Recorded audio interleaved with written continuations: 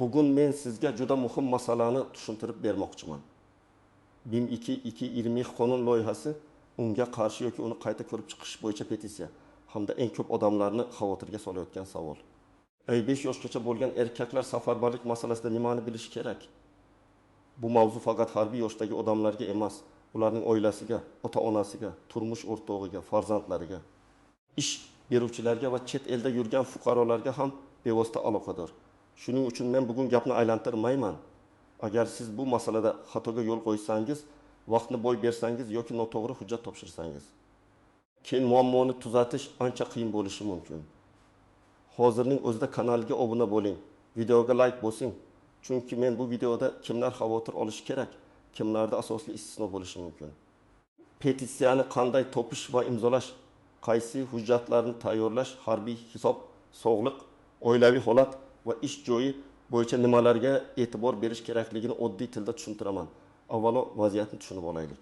Ilgari safarbarlik va harbiy hisob masalalarida odamlar ko'pincha yosh chegarasi, sog'liq holati, oilaviy majburiyatlar, nogiron qarindoshni parvarish qilish, ko'p farzandlilik, ta'lim yoki muhim sohada ishlash kabi omillarga qarab o'z holatini baholardi. Ya'ni odam o'zicha shunday deb o'ylardi: men falon yoshdaman, menda falon kasallik bor, otam yoki onam parvarishga muhtoj, 3 ta farzandim bor. Demak, men uchun tartib boshqacha bo'lsa kerak. Lekin yangi muhokama qilinayotgan normalar, xususan BIM 2.20 qonun loyihasi atrofidagi xavotir shundan iboratki, ayrim toifadagi fuqarolar bo'yicha yosh chegarasi, safarbarlikka jalb etish tartibi yoki harbiy hisobga oid majburiyatlar kengayishi mumkin degan savollar paydo bo'lmoqda.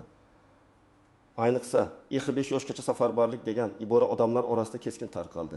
Men bu yerda vahima qilishni emas, aniq harakat qilishni tavsiya qilaman.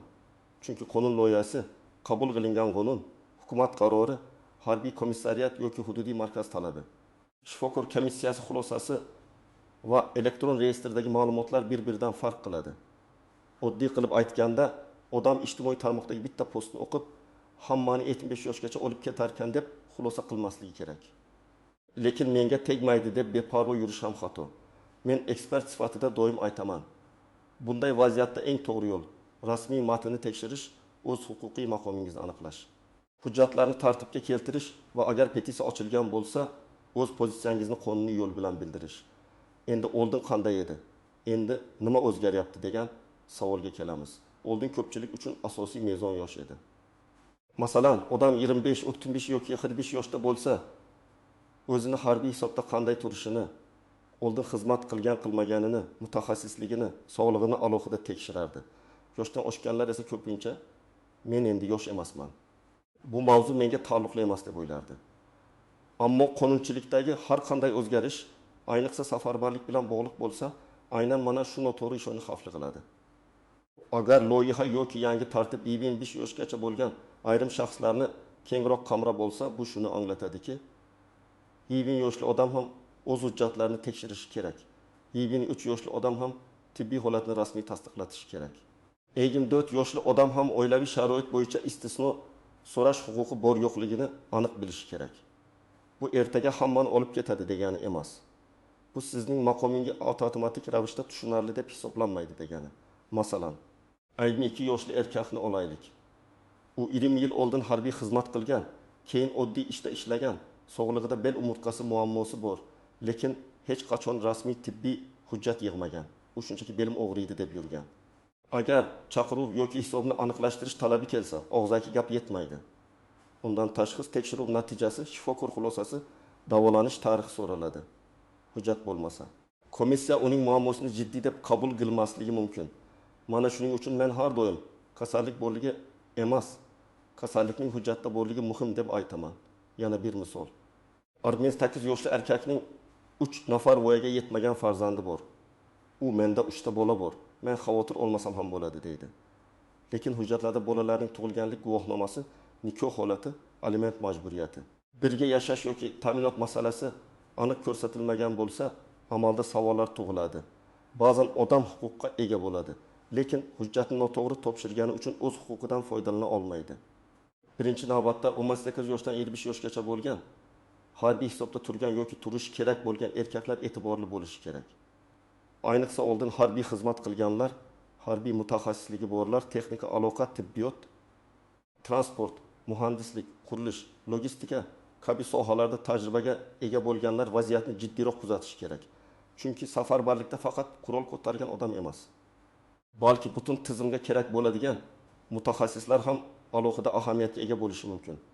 Ikkinchi toifa yoshi 50 dan oshgan, lekin hali 25 ga yetmaganlar. Ko'pchilik aynan shu yerda xato yo'l qo'yadi. Men endi katta yoshdaman, menga hech narsa bo'lmaydi degan o'y bilan harbiy hisob ma'lumotini yangilamaydi. Manzilini o'zgartirgan bo'lsa ham bildirmaydi. Sog'liq hujjatlarini yig'maydi. Keyin esa rasmiy talab kelganda shoshilib qoladi. Men bunday odamlarga eng birinchi navbatda pasport ma'lumotlari, ro'yxatdan o'tgan manzil, oilaviy holat, ish joyi va tibbiy hujjatlarni tekshirishni maslahat beraman. Uchinchi toifa chet elda ishlayotgan yoki vaqtincha boshqa davlatda yurgan fuqarolar. Bu yerda juda ko'p nozik masala bor. Odam chet elda bo'lgani uchun majburiyatlarni avtomatik ozod bo'lmaydi. Agar u rasmiy konsullik ro'yxatida bo'lmasa, manzili yangilanmagan bo'lsa, elektron tizimdagi ma'lumotlari eski bo'lsa, keyin chegaradan o'tishda yoki hujjat yangilashda savollar chiqishi mumkin. Men chet eldagi fuqarolarga doim shuni aytaman. Rasmiy manbalarni tekshiring. Konsullik yoki vakolatli organlar e'lonlarini kuzating. Hujjatlarni skaner qilib saqlang, lekin hech qachon soxta ma'lumot bermang. 4-toifa sog'lig'ida jiddiy muammo bo'lganlar. Yurak kasalligi, qon bosimi, diabet, umurtqa muammolari, ko'rish yoki eshitishdagi og'ir nuqsonlar, ruhiy salomatlik bo'yicha tashxislar, jarrohlik amaliyotlari, doimiy dori ichish zarurati bo'lgan holatlar albatta hujjat bilan tasdiqlanishi kerak. Men kasalman degan gap bilan mening kasalligim tibbiy kartada, analizlarda va shifokor xulosasida bor degan holat orasida katta farq bor. Endi kimlar nisbatan kamroq xavotir olishi mumkin, lekin baribir hujjatini tartibga solishi kerak. Masalan, qonunda aniq istisno berilgan toifaga kiradiganlar. Bular nogironligi bor shaxslar, og'ir kasalligi tasdiqlanganlar, doimiy parvarishga muhtoj yaqin qarindoshni yolg'iz parvarish qilayotganlar, bir nechta voyaga yetmagan farzandning yagona ta'minotchisi bo'lganlar. Ayrim hollarda ta'lim olayotganlar yoki strategik muhim korxonada bron qilingan xodimlar bo'lishi mumkin. Lekin yana takrorlayman, har bir istisno avtomatik ishlamaydi. Uni isbotlash kerak. Masalan, 25 yoshli erkak onasini parvarish qiladi. Onasi il guruh nogironi. Lekin onaning nogironlik hujjati bor, ammo o'g'lining yagona parvarishlovchi ekanini tasdiqlaydigan hujjat yo'q. Boshqa aka-ukalari bor, ular boshqa shaharda yashaydi. Lekin rasmiy rad etish yoki parvarish masalasi hujjatlashtirilmagan. Bunday vaziyatda organlar nega aynan siz yagona parvarishlovchisiz deb so'rashi mumkin. Demak, oldindan mahalla tibbiy muassasa, ijtimoiy xizmat yoki tegishli organlardan kerakli ma'lumotnomalarni olish zarur. Yana bir misol, 30 yoshli erkak strategik korxonada ishlaydi.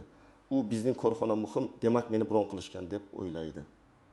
Lekin bron qilish ish beruvchi orqali rasmiy ro'yxatga kiritilgan bo'lishi kerak. Korxonaning muhimligi bir masala, aynan shu xodimning bron qilingani boshqa masala. Agar ish beruvchi hujjat topshirmagan bo'lsa yoki ro'yxat yangilanmagan bo'lsa, xodim o'zini himoyalangan deb hisoblamasligi kerak. Endi petitsiya masalasiga o'tamiz. Petitsiya bu shunchaki internetdagi norozilik emas. Bu fuqarolarning rasmiy tarzda o'z fikrini bildirish vositasi. Agar 1222 qonun bo'yicha xavotir bo'lsa, petitsiya orqali odamlar qonun chiqaruvchilarga yoki vakolatli organlarga bu norma qayta ko'rib chiqilsin. Yosh chegarasi, istisnolar, tibbiy mezonlar, oilaviy majburiyatlar aniq yozilsin. Odamlar huquqi buzilmasin, amaliyotda adolatsizlik bo'lmasin degan talabni yetkazishi mumkin. Men petitsiyani imzolash kerakmi yoki yo'qmi degan savolda shuni aytaman. Agar siz matnni o'qib, undagi talablar sizning pozitsiyangizga mos kelishini ko'rsangiz, uni qonuniy tartibda imzolash bu normal fuqarolik harakati. Lekin hech qachon ko'r-ko'rona imzo qo'ymang. Petitsiya matnini oxirigacha o'qing. Unda aynan nima so'ralganini tushuning. Ba'zi petitsiyalar qonunni butunlay bekor qilishni so'raydi. Ba'zilar esa faqat alohida moddasini qayta ko'rib chiqishni talab qiladi. Bu ikki xil narsa. Petitsiyani imzolashda eng muhim qo'yda faqat rasmiy yoki ishonchli platformadan foydalanish. Sizdan pasport nusxasi, bank karta raqami, SMS kod, login parol, elektron imzo kaliti yoki ortiqcha shaxsiy ma'lumot so'raydigan shubhali havollardan ehtiyot bo'ling. Petitsiya imzolash bahonasida firibgar odamlarning ma'lumotini yig'ishi mumkin. Agar sayt manzili g'alati bo'lsa, Matnda ko'p xato bo'lsa, kim tashkil qilgani noma'lum bo'lsa, ehtiyot bo'ling. Birinchi nozik jihat yosh masalasi. Odam 55 yoshgacha degan gapni eshitib, 55 ga kirgan kuni hammasi tugaydi deb o'ylamasligi kerak. Qonunchilikda yosh qanday hisoblanadi? Tug'ilgan kun bo'yicha qaysi sana asos olinadi? Harbiy unvon yoki mutaxassislikka qarab boshqa chegara bormi? Bularni rasmiy matndan ko'rish kerak. Ayrim hollarda zaxiradagi ofitserlar maxsus mutaxassislar yoki alohida kasb egalari uchun boshqa tartib bo'lishi mumkin. Ikkinchi nozik jihatdagi tibbiy komissiya ko'pchilik tibbiy ko'rikka tayyorlanmay boradi. Natijada shifokor oldida 3 daqiqada o'zining 10 yillik kasallik tarixini tushuntirib berishga urinadi. Bu noto'g'ri. Tibbiy komissiyaga borishdan oldin barcha tashxislar, analizlar, rentgen, MRT, UZI, EKG, shifoxonadan chiqish qog'ozlari, dori retseptlari doimiy nazoratda turish haqidagi ma'lumotnomalarni alohida papkaga soling.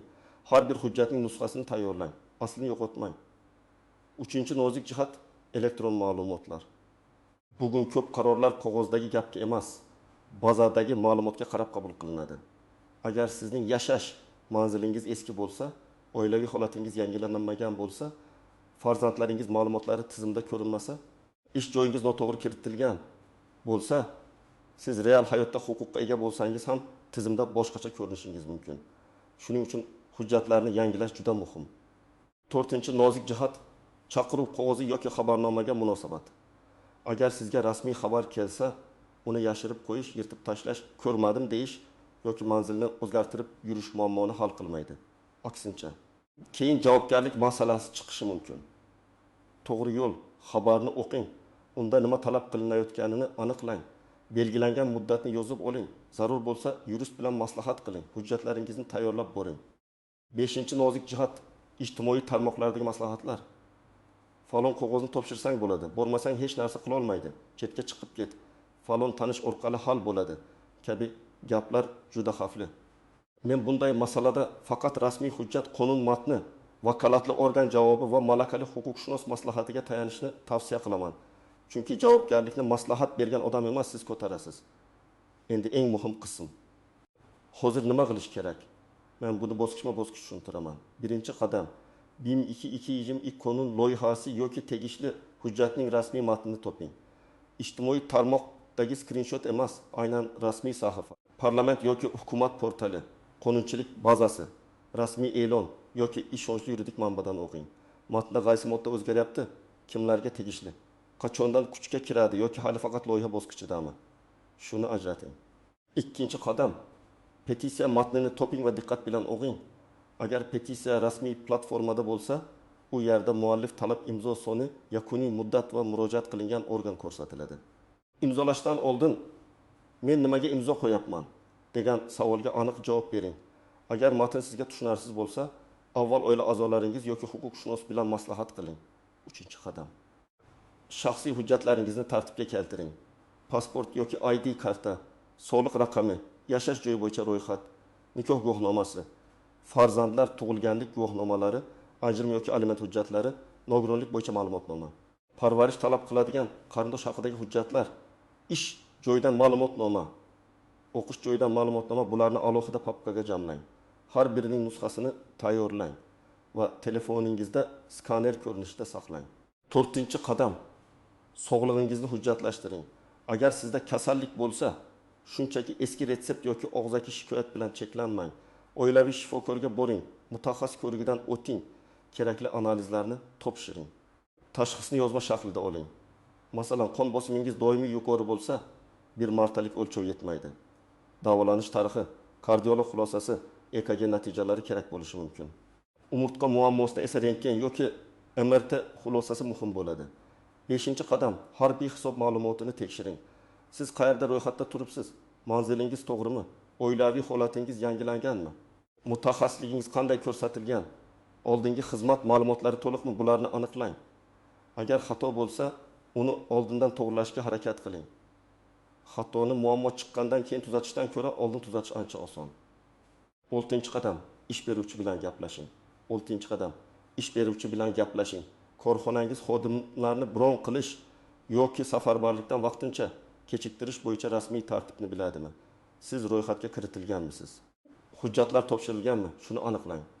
Boshliq aytdi, hammasi joyida degan gap yetmaydi.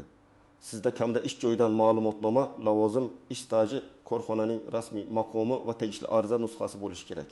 7-qadam. Agar istisno yoki kechiktirish huquqingiz bo'lsa, arizani to'g'ri yozing. Arizada hissiyot emas, fakt bo'lishi kerak. Masalan, men falon sanada tug'ilganman, falon manzilda yashayman. Falon asosga ko'ra safarbarlikdan kechiktirish yoki alohida ko'rib chiqishni so'rayman. Ilova qilinadi. Farzandlar tug'ilganlik guvohnomasi, turmush o'rtog'imning ma'lumotnomasi, tibbiy xulosa, nogironlik hujjati. Ariza 2 nusxada bo'lsa yaxshi. Bittasini topshirasiz. Ikkinchisiga qabul qilingan sana va raqam qo'ydirasiz. 8-qadam. Hamma narsani yozma iz qoldirib qiling. Telefon orqali aytilgan gapni keyin isbotlash qiyin. Agar savol bersangiz, yozma murojaat qiling. Agar hujjat topshirsangiz, ro'yxat bilan topshiring. Agar javob olsangiz, uni saqlang. Agar rad javobi berilsa, sababini yozma so'rang. Chunki keyinchalik shikoyat qilish kerak bo'lsa, aynan shu hujjatlar asos bo'ladi. Eng katta xato vahima. Vahima odamni noto'g'ri qarorga olib keladi. Kimdir shoshilib soxta ma'lumotnoma izlaydi. Kimdir qarz olib chetga chiqib ketishga urinadi.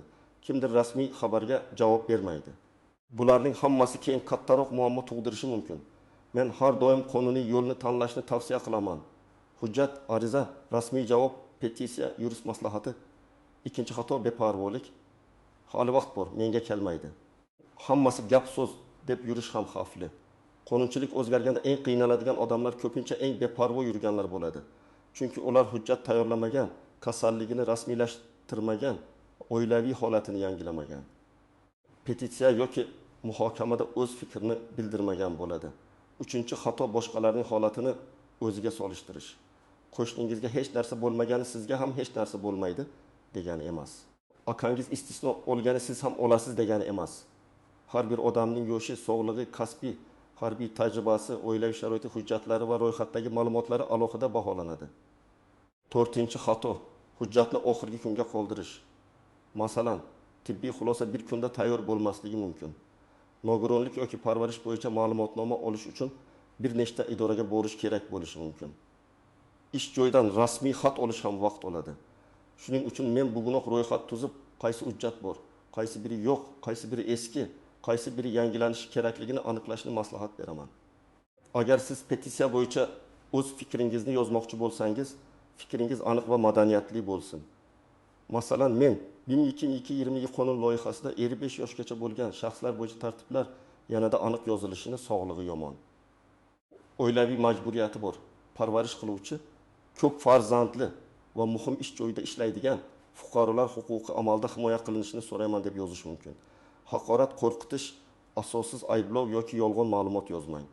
Bunday yozuvlar sizning pozitsiyangizni kuchaytirmaydi, aksincha zaiflashtiradi.